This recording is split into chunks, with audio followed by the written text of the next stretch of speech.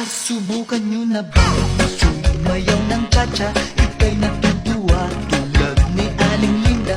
Habang naglalaba, sumasayaw ang lola. Nakangiti pa siya habang nagcha-cha-cha.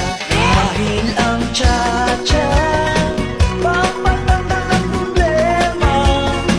Lagi ka pang nakatawa habang nagcha-cha-cha. Kaliwat kanan nyo lang